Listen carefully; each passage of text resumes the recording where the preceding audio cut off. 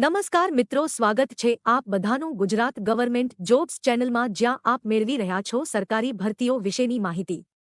તો ચાલો આજે આ વિડીયોમાં આપણે વાત કરીશું ઇન્ટેલિજન્સ બ્યુરોની તાજેતરમાં જાહેર થયેલ ભરતી વિશે। પણ વિડીયોમાં આગળ વધતા પહેલા આપ સહુ વ્યુઅર્સને વિનંતી છે કે અહીં જે લોકો વિડીયો જુએ છે એમાંથી 80% લોકો ચેનલને સબસ્ક્રાઇબ નથી કરતા, તો આપ સહુને વિનંતી છે કે વિડીયોને અંત સુધી જુઓ, વિડીયોને લાઇક અને શેર કરો અને વિડીયો અંગે કોઈ સવાલ હોય તો કોમેન્ટ કરો તથા ચેનલને સબસ્ક્રાઇબ કરવાનું ભૂલશો નહીં। વિડીયોમાં આગળ વધતા આપણે વાત કરીએ તો ઇન્ટેલિજન્સ બ્યુરો દ્વારા વિવિધ પોસ્ટ્સ માટે ભરતીની જાહેરાત પ્રકાશિત કરી છે। લાયક ઉમેદવારોને સત્તાવાર જાહેરાતનો સંદર્ભ લેવા અને આ વિવિધ પોસ્ટ માટે અરજી કરવાની સલાહ આપવામાં આવે છે।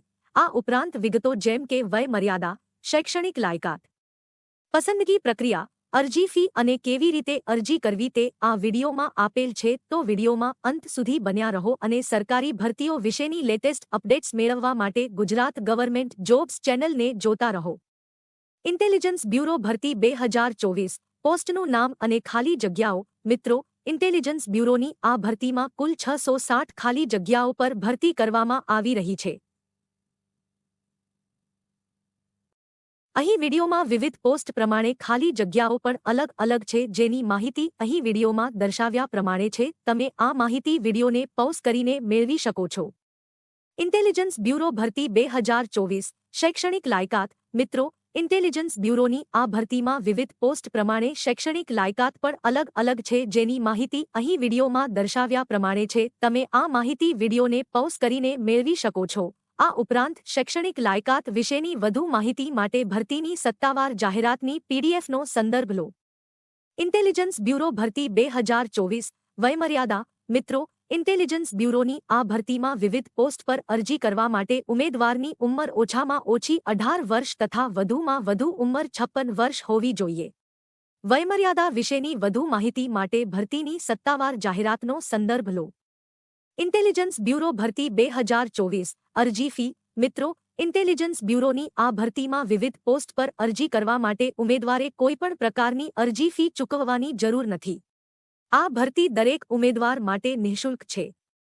Assistant central intelligence officer, junior intelligence officer, security assistant, cook, હલવાઈ, પર્સનલ આસિસ્ટન્ટ અને અન્ય સહિત વિવિધ હોદ્દા પર રસ ધરાવતા અરજદારોએ તેમની અરજીઓ ઓફલાઈન સબમિટ કરવી આવશ્યક છે। નીચે ઓફલાઈન અરજીઓ મોકલવા માટેની વિગતો છે।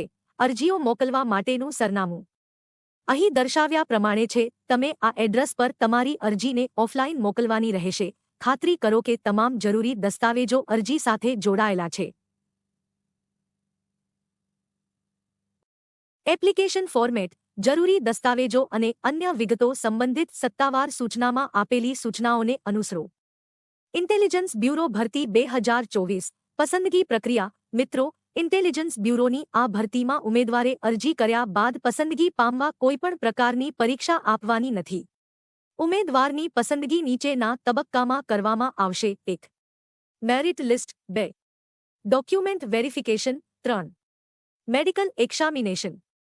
ઇન્ટેલિજન્સ બ્યુરો ભરતી 2024 મહત્વની તારીખો, અરજી કરવાની રીત ઓફલાઈન, નોકરીનું સ્થળ ગુજરાત અને ભારત, ભરતી જાહેરાતની તારીખ 23 માર્ચ 2024, અરજી કરવાની શરૂઆતની તારીખ 30 માર્ચ 2024, અરજી કરવાની છેલ્લી તારીખ 12 મે 2024।